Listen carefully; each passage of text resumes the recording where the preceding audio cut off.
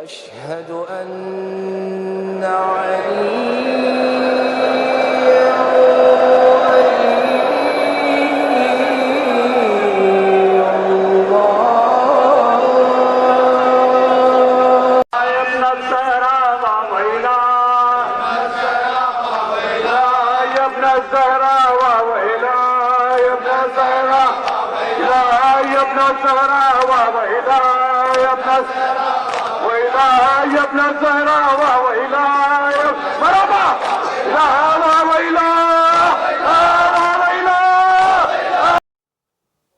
لا حول ولا قوة إلا بالله العلي العظيم. أعوذ بالله من الشيطان الرجيم. بسم الله الرحمن الرحيم. الحمد لله رب العالمين والعاقبة للمتقين. النار للعاصين والجنة للموحدين. ثم الصلاة والسلام على سيدنا نبينا بالقاسم محمد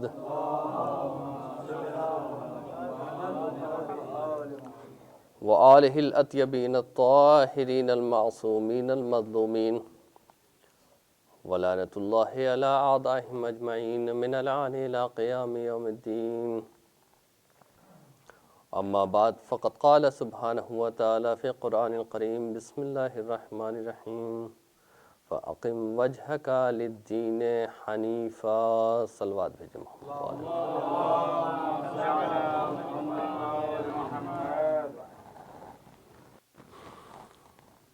عزیزان گرامی،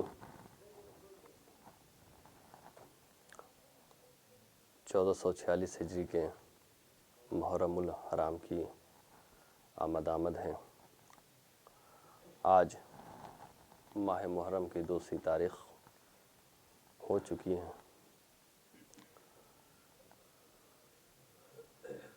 یہ ماہ یوں تو سال کی ابتدائی مہینہ ہے، لیکن یہ چند اہم پیغامات لے کے آتا ہے. یہ ماہ، کل میں نے عرض کیا تھا کہ اس فتح کی بھی یاد دلاتا ہے کہ جو حسین نے کربلا میں حاصل کی تھی، اور وہ فتح عام فتح نہیں تھی، حصول مقصد کی فتح تھی، اساسی فتح تھی، بنیادی فتح تھی. حسین نے اس جنگ میں فتح و شکست کا جو معیار تبدیل کیا تھا.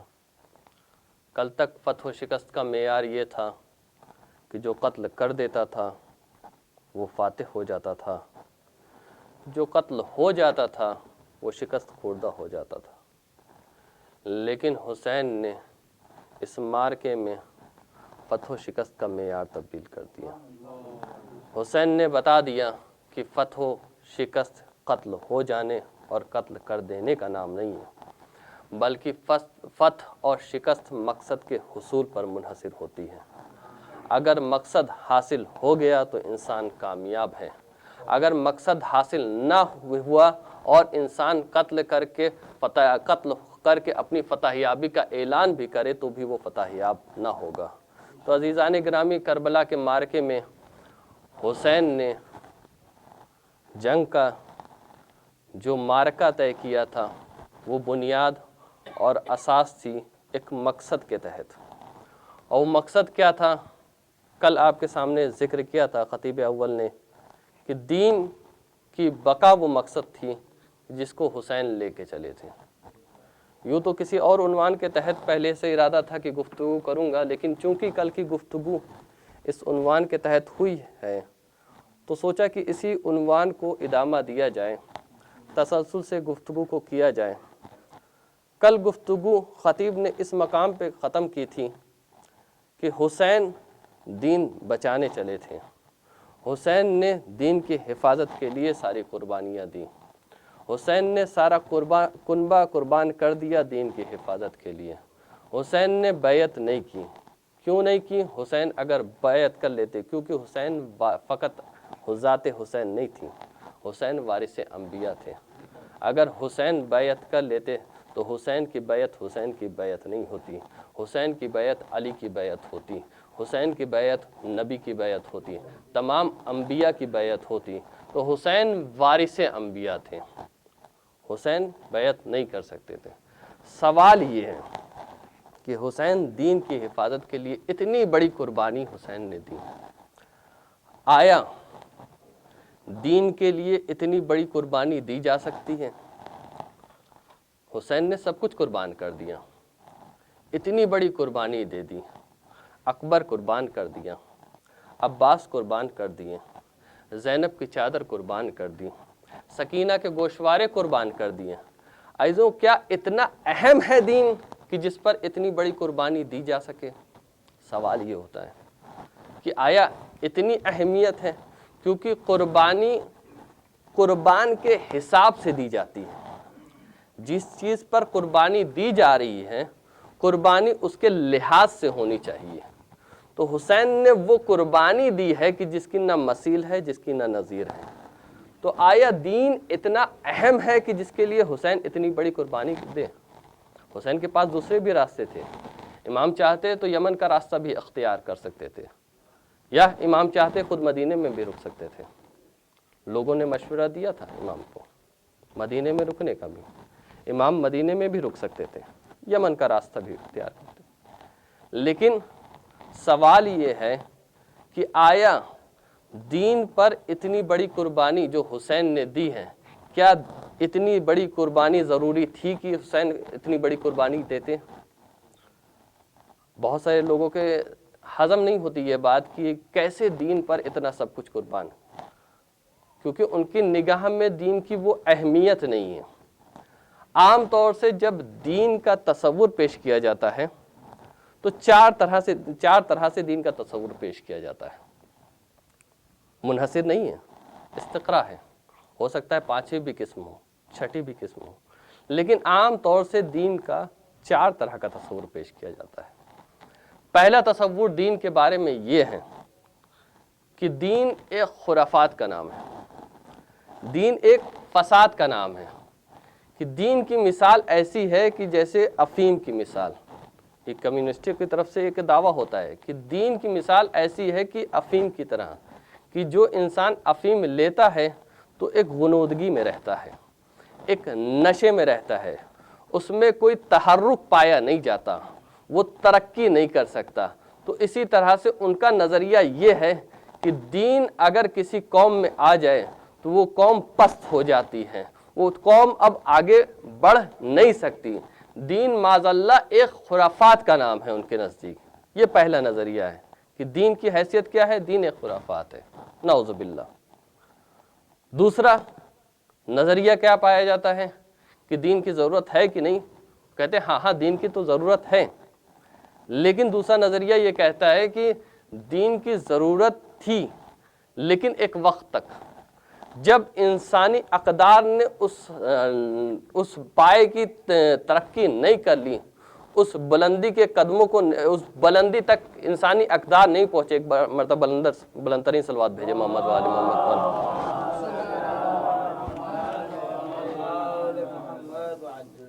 تو دین کی تو ضرورت ہے، وہ دین کا انکار نہیں کرتے ہیں، یہ نہیں کہتے کہ دین کی ضرورت نہیں ہے، وہ کہتے ہیں دین کی ضرورت ہے، لیکن دین کی ضرورت کب تک ہے؟ جب تک انسان نے ترقی کی منزلیں طے نہیں کر لی تھی۔ ایک جہالت کا دور تھا، جہالت کا ہر طرف بول بالا تھا، اس زمانے میں دین نے آ کے اس جہالت کو ختم کر دیا۔ لیکن اب چونکہ انسان نے اس قدر ترقی کر لی، انسان نے ترقی کی منزلوں کو طے کر لیا، اب انسان کو دین کی ضرورت نہیں ہے، اب انسان کو دین کی ضرورت نہیں۔ یہ وہ سائنس کی ترقی کو کہتے ہیں کہ جو انسان نے اتنی سائنس کی ترقی کر لی کہ اب دین کی ضرورت نہیں، اب انسان اپنی ترقی خود حاصل کر سکتا ہے۔ تو یہ دوسرا نظریہ ہے دین کے بارے میں۔ میری گفتگو یہاں سے شروع ہوئی ہے، کیا دین کی اتنی اہمیت ہے کہ حسین اتنی بڑی قربانی دیں؟ تیسرا نظریہ کیا ہے؟ تیسرا نظریہ کہتا ہے کہ دین کی ضرورت تو ہے، مانتا ہے کہ دین کی ضرورت ہے، لیکن دین کی ضرورت 2 طرح کی ہوتی ہے، ایک ضرورت اولی ہوتی ہے، ایک ضرورت ثانوی ہوتی ہے۔ ضرورت اولی کیا ہے؟ ضرورت اولی وہ ضرورت ہے کہ جس میں کسی طرح کا سمجھوتا ممکن نہیں ہوتا۔ مثال کے طور پر کوئی شخص نجف میں آپ کے گھر کوئی شخص نجف میں آئے اور اس کو رہنے کی جگہ نہیں ملے، آپ کہیں ہمارے گھر میں تشریف لے آئیے، لیکن ایک شرط ہے۔ شرط کیا ہے؟ آپ ہمارے گھر میں رہیے لیکن آپ کھانا نہیں کھائیں گے یا آپ پانی نہیں پئیں گے، جب تک آپ نجف میں رہیں گے تب تک پانی نہیں پئیں گے۔ سامنے والا کہے گا کہ یہ جو آپ شرط رکھ رہے ہیں، سڑک پر سونا گوارا ہے لیکن آپ کی شرط کو قبول کرنا گوارا نہیں ہے۔ کیوں؟ کیونکہ پانی پینا، کھانا کھانا یہ بنیادی ضرورتوں میں سے ہے، لیکن اسی کے برخلاف آپ یہ کہیے کہ ٹھیک ہے آپ ہمارے گھر میں رہیے لیکن آپ چاول نہیں کھا سکتے، فلاں غذا نہیں کھا سکتے، تو اب اس میں انسان سمجھوتا کر سکتا ہے کہ ٹھیک ہے بہت ساری قومیں چاول نہیں کھاتی، ہم بھی نہیں کھائیں گے، تو سمجھوتا کر سکتا ہے۔ تو کیا کھائے اس میں سمجھوتا ممکن ہے، لیکن اصلاً غذا نہ کھائے اس میں سمجھوتا ممکن نہیں ہے۔ تو اس سے سمجھ میں آیا ضرورتیں دو طرح کی ہوتی ہیں، ایک ضرورت اولی، ایک ضرورت ثانوی۔ یہ تیسرا گروہ یہ کہتا ہے کہ دین کی ضرورت تو ہے، دین کی ضرورت تو ہے لیکن اولی نہیں، دین کی ضرورت ثانوی حیثیت رکھتی ہے۔ یعنی جب تک اس کا ٹکراؤ، دین کا ٹکراؤ ہماری دنیا سے نہیں ہو رہا ہے تب تک تو دین کو اہلاً و سہلاً، یعنی دین کو ہم قبول کریں گے، نمازیں بھی پڑھیں گے، روزے بھی رکھیں گے، لیکن جہاں دین کے معاملات ہماری تجارت کی معاملات سے ٹکراؤ کریں گے، اب دین کو خدا حافظ، یعنی دین کی حیثیت اولی نہیں ہے بلکہ دین کی حیثیت ثانوی حیثیت ہے۔ یہ تیسرا گروہ ہے جو یہ تیسرا نظریہ ہے دین کے بارے میں۔ لیکن چوتھا نظریہ کیا ہے؟ چوتھا نظریہ کہتا ہے کہ دین کی ضرورت بھی ہے، لیکن کس اعتبار کی ضرورت ہے؟ دین کی ضرورت اولی ضرورت ہے، اولی حیثیت دین کی ہے، بنیادی حیثیت دین کی ہے۔ یعنی اگر دین ہے تو ہم ہیں، اگر دین نہیں تو ہم نہیں، عزت ہے تو دین سے ہے، عزت نہیں ہے تو دین سے ہے، اگر ذلت ہے تو بھی دین کے لیے، عزت ہے تو بھی دین کے لیے، گھر ہے دین کے لیے، کاروبار ہے دین کے لیے، جان ہے دین کے لیے، مال ہے دین کے لیے، اگر دین نہیں تو کچھ نہیں، سب کچھ دین پر قربان۔ یہ چوتھا نظریہ ہے، اور یہی وہ نظریہ ہے جو اہل بیت کا نظریہ ہے۔ یہی وہ نظریہ ہے کہ اہل بیت کا نظریہ کہ اگر دین ہے تو ہم ہیں، اگر دین نہیں تو ہم نہیں۔ تو عزیزو یہی وجہ ہے کہ چھٹے امام فرماتے ہیں، صلوات بھیجے محمد والے محمد پر،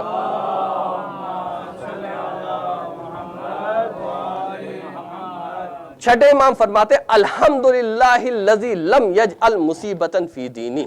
امام معصوم فرماتے ہیں کہ مصیبتیں سب پر آتی ہیں، دنیا محفوف بالبلا، دنیا بلاؤں میں گھرے ہونے کا نام ہے۔ یعنی انسان اگر دنیا میں ہے اور چاہتا ہے کہ بلائیں اس تک نہ آئے تو ایسا ممکن نہیں ہے۔ الدنیا محفوف بالبلا، یعنی دنیا بلاؤں سے گھری ہوئی شے کا نام ہے۔ کوئی بھی ایسا نہیں ہے کہ انسان سمندر میں ڈبکی لگائے اور تر نہ ہو، یعنی وہ سمندر ہی نہیں کہ جس میں انسان ڈبکی لگائے اور پانی اسے تر نہ کرے۔ تو یہی مثال دنیا کی ہے، الدنیا محفوف بالبلا۔ لیکن امام معصوم فرماتے ہیں الحمدللہ الذی لم یجعل مصیبتا فی دینی، کہ اللہ کا شکر ہے، اللہ کی حمد ہے، مصیبتیں ہم پر بھی آئی، ہم کو بھی قید کیا گیا، ہم کو بھی اسیر کیا گیا، ہمارے خانوادے کو بھی قتل کرا گیا، ہمیں گھر میں قید کر لیا گیا، لیکن ساری مصیبتوں کے باوجود ہمارے دین پر ہماری کوئی مصیبت نہیں آئی۔ ہم پر ساری مصیبتیں آئیں لیکن الحمدللہ ہمارا دین محفوظ رہا۔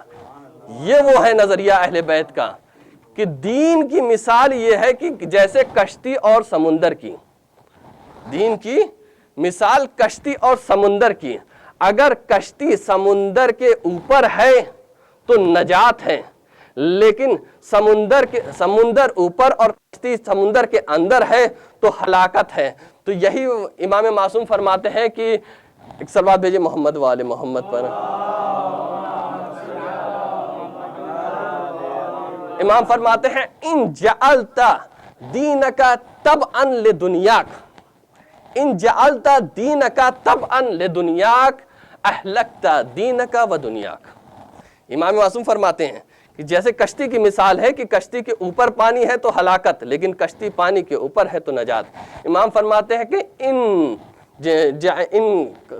جعلت دینک طبعا لدنیاک، اگر تم نے اپنے دین کو دنیا کا تابع بنا دیا تو نہ تجھے دین ملے گا نہ تجھے دنیا ملے گی۔ یہ مثال ہے دین کی۔ امام معصوم فرماتے ہیں کہ دین کی حیثیت اولی حیثیت ہے۔ اب یہی امام معصوم ایک مرتبہ جابر کی خدمت میں جاتے، پانچویں ماہ، فرماتے ہیں کہ جابر کیا حال ہے؟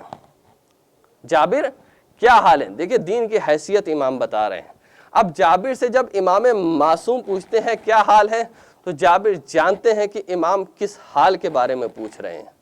ہم جیسوں کے سے اگر کوئی بیماری کے عالم میں پوچھے کہ آپ کا کیا حال ہے تو ہم یہی کہیں گے سر میں درد ہے، پریشانی ہے، مصیبت ہے، اور طرح طرح کی اپنی تکلیفیں گنائیں گے۔ لیکن جابر جانتے ہیں کہ امام جو حال پوچھ رہے ہیں، امام بدن کا حال نہیں پوچھ رہے ہیں، امام جسم کا حال نہیں پوچھ رہے ہیں، امام تکلیف کا حال نہیں پوچھ رہے ہیں، امام پوچھ رہے ہیں جابر تمہارے دین کا حال کیا ہے۔ اب جابر وہ جلیل القدر صحابی، جابر بھی سمجھ گئے امام کیا پوچھنا چاہتے ہیں۔ جابر نے کہا کہ مولا میں اپنے آپ کو اس وقت اس مقام پہ پا رہا ہوں کہ میرے لیے ذلت عزت سے بہتر، میرے لیے ذلت عزت سے بہتر، غربت دولت سے بہتر، ذلت عزت سے بہتر، غربت دولت سے بہتر، موت حیات سے بہتر۔ عزیزو یہی وہ تین چیز ہے کہ جس کا سارا جھگڑا ہے دنیا میں۔ ہر انسان کو دولت بھی چاہیے، عزت بھی چاہیے، شہرت بھی چاہیے اور حیات بھی چاہیے۔ انہی تین چیز کا جھگڑا ہے۔ اسی تین چیز کے اقتدار کے لیے لوگ پوری نسلیں تباہ کر دیتے ہیں۔ کس لیے؟ تاکہ فلاں کا اساس لوٹ لیا جائے، فلاں ملک سے پوری اساس لوٹ دیا جائے، کارپیٹ بمبنگ کر دیا کرتے ہیں ایک ملکوں پر۔ کس لیے؟ صرف اس لیے، کس لیے؟ اقتدار کے لیے۔ جابر ان سب چیز کا انکار کر رہے ہیں، کہہ رہے ہیں میرے نزدیک غربت دولت سے بہتر، ذلت عزت سے بہتر، موت حیات سے بہتر۔ تو عزیزوں لیکن امام معصوم نے فرمایا کہ لیکن اے جابر ہم اہل بیت کا یہ ماننا نہیں ہے، ہم اہل بیت کا نظریہ نہیں ہے۔ ہم اہل بیت کا نظریہ یہ ہے کہ اگر دولت ہے تو اللہ کے لیے، اگر عزت ہے تو اللہ کے لیے، اگر ذلت ہے تو اللہ کے لیے، اگر حیات ہے تو اللہ کے لیے، موت ہے تو اللہ کے لیے۔ یہ وہ مقام ہے کہ امام بتا رہے ہیں کہ اگر انسان کے پاس حیات ہے، انسان کے پاس دولت ہے، دین دولت کا انکار نہیں کرتا، دین عزت کا انکار نہیں کرتا، دین موت کو بڑھاوا نہیں دیتا۔ دین کہتا ہے کہ اگر عزت ہے، دولت ہے، شہرت ہے، حیات ہے، موت ہے تو یہ ہر شے ہونی چاہیے تو صرف دین کے لیے۔ صلوات بھیجے محمد و آل محمد پر۔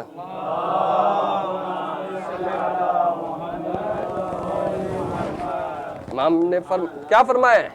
ان جعلت دینک طبعا لدنیاک، اگر تم نے اپنے دین کو دنیا کا تابع کر دیا، اہلکت دینک و دنیاک، تم نے اپنے دین کو بھی ہلاکت میں ڈال دیا، تجھے دنیا بھی حاصل نہیں ہوگی۔ لیکن اسی کے بعد اگلا جملہ امام معصوم فرماتے ہیں ان جعلت دنیاک طبعا لدینک، اگر تو نے اپنی دنیا کو اپنے دین کا تابع کر دیا، تو نے اگر اپنی دنیا کو اپنے دین کا تابع کر لیا، احرست دینک و دنیاک، کہ اب اگر تو نے دنیا کو اپنے دین کا تابع کر لیا تو تجھے دنیا بھی مل جائے گی، آخرت کی بھی مل جائے گی۔ یہ وہ نظریہ ہے اہل بیت کا، اور کام بکام اہل بیت نے بتایا۔ اس کی بہترین مثال کہ انسان دنیا کے لیے اگر دین کو بیچتا ہے، بہترین مثال پسر سعد کی ہے۔ پسر سعد کون تھا؟ جب ابن زیاد کو کسی کو حسین کے مقابل میں بھیجنا تھا تو اسے بھی کوئی ایک بڑا نام چاہیے تھا، تو اس نے انتخاب کیا پسر سعد کا۔ پسر سعد کوئی چھوٹا نام نہیں تھا، اس لیے کہ وہ چاہتا تھا کہ کوئی ایسا ہو جس کو حسین کے مقابل میں بھیجا جائے۔ تو اس نے پسر سعد کو بلایا۔ پسر سعد کو بلانے کے بعد ایک مرتبہ کہا کہ تجھے کربلا جانا ہے، حسین کو قتل کرنا ہے۔ ایک مرتبہ پسر سعد کیا کہتا ہے؟ پسر سعد یہی کہتا ہے نا کہ اے ابن زیاد، تو کیسی بات کر رہا ہے؟ حسین کو میں قتل کر دوں؟ میں حسین کو قتل نہیں کر سکتا، میں تو بلکہ اب میرے پاس تو رائے کی حکومت کا پروانہ ہے، میں اب حکومت رائے کے لیے نکل رہا ہوں، یزید نے مجھے حکومت رائے دے دی۔ اب ابن زیاد نے کہا کہاں ہے وہ نامہ؟ اب نامہ لیتا ہے، لینے کے بعد ایک مرتبہ رکھ لیتا ہے، رکھنے کے بعد کیا کہتا ہے کہ پہلے کربلا جا، پھر تجھے حکومت رائے ملے گی۔ اب عزیزوں، ایک وقت یہ تھا کہ پسر سعد کیا کہہ رہا تھا کہ اے ابن زیاد، تو ہوش میں تو ہے؟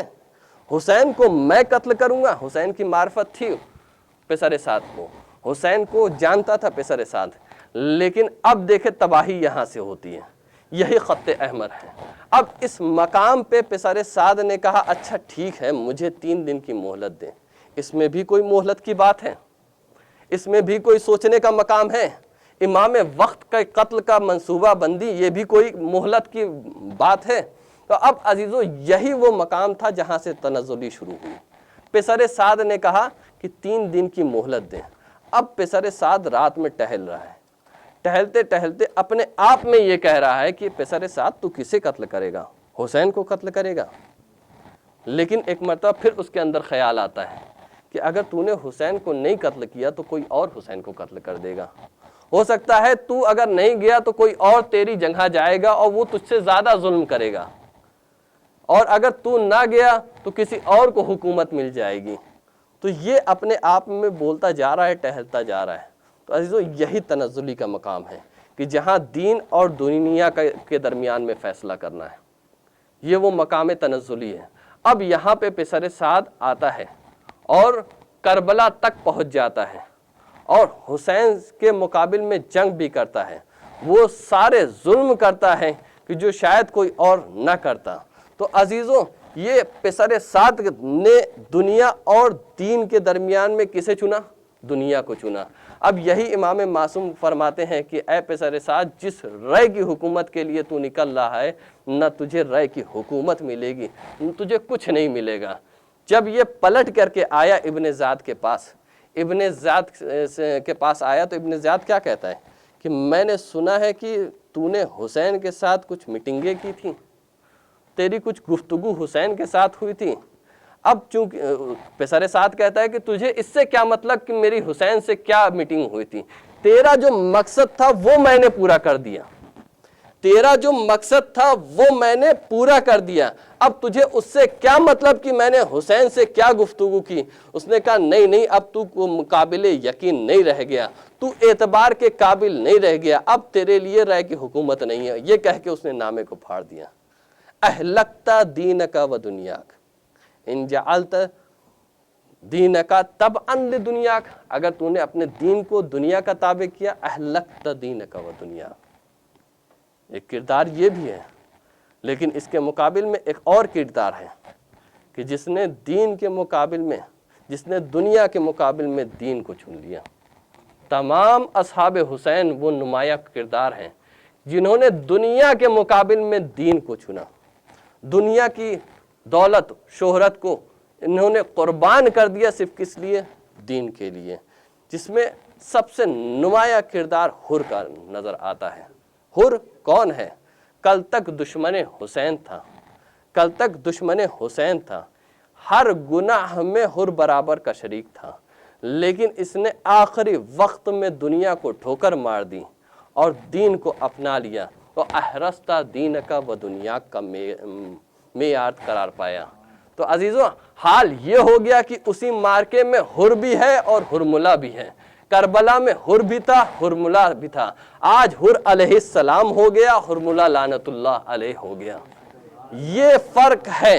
اگر انسان نے دنیا کو دین کا تابع کیا، اگر دنیا کو دین کے تحت کیا تو انسان علیہ السلام ہو جاتا ہے، لیکن اگر انسان نے دین کو دنیا کا تابع کر دیا تو تا ابد لعنت کا مستحق ہو جاتا ہے۔ صلوات بھیجے محمد و آل محمد پر۔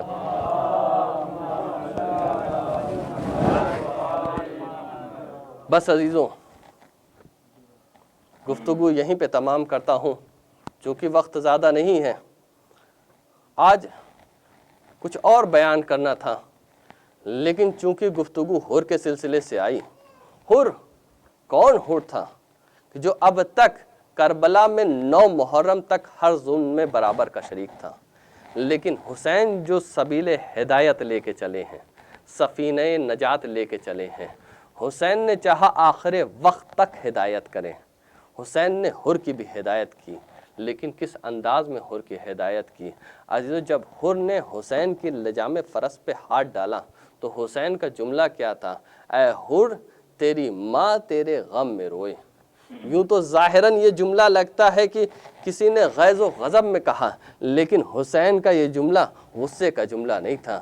حسین جانتے تھے کہ حر کے دل میں میری ماں کا احترام ہے. اور وہی ظاہر ہوا کہ جب حر نے سنا کہ حسین نے یہ جملہ کہا، پلٹ کے اس نے جواب دیا کہ آقا اگر آپ کی جگہ کوئی اور ہوتا تو میں بھی اس کی ماں کی شان میں گستاخی کر دیتا، لیکن میں آپ کی ماں کی شان میں گستاخی کیسے کروں؟ آپ کی ماں سیدۃ نساء العالمین ہے، میں کیسے گستاخی کروں؟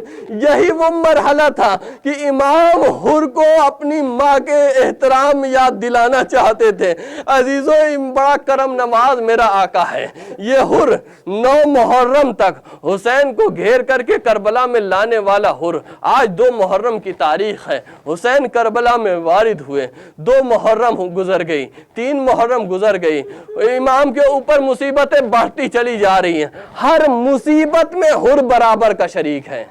پانی بند کر دیے حر برابر کا شریک، خیمے ہٹا دیے گئے حر برابر کا شریک. لیکن عزیزوں ایک وقت وہ آتا ہے کہ جب جو جملہ حسین نے کہا تھا وہ جملہ اثر کرنے لگا. اب شب کی تاریکی ہے، حر خیمے میں ٹہل رہا ہے. ادھر پیسر سعد بھی ٹہلا تھا، لیکن ادھر حر بھی ٹہل رہا ہے. ادھر پیسر سعد جب صبح ہوئی تو ہلاکت کی طرف بڑھ گیا، لیکن حر جب رات میں ٹہل رہا ہے تو کس انداز میں ٹہل رہا ہے؟ کفے اپنے ہاتھوں کو مل رہا ہے، ٹہلتا جا رہا ہے. غلام نے سوچا شاید پیاسا ہوگا. اب حر کو کاسہ آب پیش کیا. حر نے کاسہ آب کو دیکھا، نہ جانے اس کاسہ آب میں کیا دیکھا، اس نے پانی کو پھینک دیا. اس نے پانی کو پھینک دیا. اب غلام نے حر کی یہ کیفیت دیکھی. ایک مرتبہ حر کے بھائی کے پاس آتا ہے، کہتا ہے آج میں حر کی وہ کیفیت دیکھ رہا ہوں جو آج سے پہلے میں نے کبھی نہیں دیکھی. ایک مرتبہ حر کا بھائی حر کے پاس آتا ہے، کہتا ہے حر آخر تیری یہ کیفیت کیسے ہو گئی؟ آخر یہ تیری کیفیت کیوں ہے؟ تو ایک مرتبہ حر کوئی جواب نہیں دیتا. بعض سوالوں کے کوئی جواب نہیں ہوتے. ایک مرتبہ حر اپنے بھائی کو پکڑ کر کے ایک جانب لے کر کے جاتا ہے. لے کر کے جانے کے بعد کہتا ہے کہ اس خیمے کے پاس کھڑے ہو جاؤ. کھڑے ہو جاتا ہے، کہتا ہے کہ اب سنو تجھے کیا سنائی دے رہا ہے؟ وہ کہہ رہا ہے مسلسل اعلیٰ تشکی صدائیں سنائی دے رہی ہیں. اور کہتا ہے کہ تجھے پتا ہی ہے یہ کون ہے؟ اہل بیت النبوہ ہے. ان کی اس اس پانی کی بھی ذمہ دار میں ہوں، اس ظلم کا ذمہ دار بھی میں ہوں. ایک مرتبہ رات بھر حر ٹہلتا رہا. بال آخر صبح حر اپنے خیمے سے نکلا. خیمے سے کس انداز میں نکلا کہ اپنے ساتھ اپنے بیٹے کو لے کے نکلا. 2 روایتیں ہیں. بعض روایتیں کہتی ہے بھائی اور غلام کو بھی لے کر کے نکلا. المختصر یہ ہے کہ حر اپنے بیٹے کے ساتھ بڑھا، حسین کے خیمے کی طرف بڑھ رہا ہے، لیکن ایک مقام پہ رک جاتا ہے. رکنے کے بعد حر کو اپنی خطائیں یاد آ جاتی ہے. اب حر اپنے بیٹے سے کہہ رہا ہے کہ میری آنکھوں پہ پٹی باندھ دو، میرے ہاتھوں کو باندھ دو، مجھے ایک قیدی کی مانند میرے آقا کی خدمت میں لے کر کے چلو. عزیزوں اب حر آنکھوں پہ پٹی بندھی ہوئی ہے، ہاتھ بندھے ہوئے ہیں، آقا کی خدمت میں آ رہا ہے. اب حسین نے دیکھا، سمجھ گئے اب یہ وہ حر نہیں رہا ہے. اب یہ جو حر آ رہا ہے یہ وہ حر نہیں ہے جو کل تک حر تھا. تو عزیزوں ایک مرتبہ حسین کہتے ہیں عباس احترام میں آگے بڑھو، مہمان آ رہا ہے. قاسم آگے بڑھو، قاسم آگے بڑھو، احترام کرو، میرا مہمان آ رہا ہے. اب عزیزوں اتنا دیکھنا تھا، حر کے بیٹے نے تکبیر بلند کی، بابا ہمارے استقبال کے لیے عباس و قاسم آ رہے ہیں. اتنا سننا تھا۔ ایک مرتبہ اور خیمے میں داخل ہوتا ہے، حسین کہتے ہیں مرحبا مرحبا اے حضور تیرا استقبال ہے۔ عزیزو دعائے کمیل میں ایک جملہ ہے، یا سریع الرضا، اے جلد راضی ہو جانے والے۔ آئے کربلا میں مصداق دیکھے، حسین نے ان کے لیے وہ کردار پیش کیا۔ اب حسین کہتے ہیں اور تیرا استقبال ہے، لیکن میں مجبور ہوں کہ تجھے ایک کاسہ آپ بھی نہیں دے سکتا۔ اور کا یہ سننا تھا، آقا اس ظلم میں بھی میں برابر کا شریک ہوں، آقا مجھے اجازت دے تاکہ میں اپنی قربانی آپ کے لیے پیش کر دوں۔ ایک مرتبہ آقا سے اجازت ملتی ہے، حسین اور کو اجازت دیتے ہیں اور جنگ کے میدان میں جاتے ہیں، جنگ کرتے ہیں۔ ایک مرتبہ زین سے زمین پر آتے ہیں، ندا دیتے ہیں آقا میری مدد کو۔ اب حسین بڑھتے ہیں، ان کو اپنے زانوں پہ رکھتے ہیں۔ بڑی قسمت حضور کی، یہ وہ عام زانو نہیں ہے۔ کچھ دیر کے بعد اسی زانو پہ اکبر کا بھی سر ہوگا، عباس کا بھی سر ہوگا۔ آج حضور اس مقام پہ پہنچ گیا جس زانو پہ اکبر کا سر ہونا ہے، جس زانو پہ عباس کا سر ہونا ہے، اس زانو پہ اب حر کا سر ہے۔ حسین کہتے ہیں اے حر بڑا کرم نواز میرا آقا ہے، یہ گھرانہ کسی کا احسان نہیں رکھتا۔ حر نے حسین کی ماں کا احترام کیا تھا۔ حسین کسی کا احسان نہیں رکھتے۔ پلٹ کر حسین نے کیا کہا، اے حر تیری ماں نے تیرا کیا بہترین نام رکھا کہ تو دنیا میں بھی حر ہے، آخرت میں بھی شہید ہے۔ اب عزیزو حسین نے حر کو وہ تحفہ دیا جو کسی شہید کو نہیں دیا۔ حسین نے جیب سے رومال زہرا حر کو عطا کیا، حر کی پیشانی پہ الا لعنت اللہ علی القوم الظالمین رضا بقضائہ و تسلیما لامرہ وآخر دعوانا الحمد للہ رب العالمین۔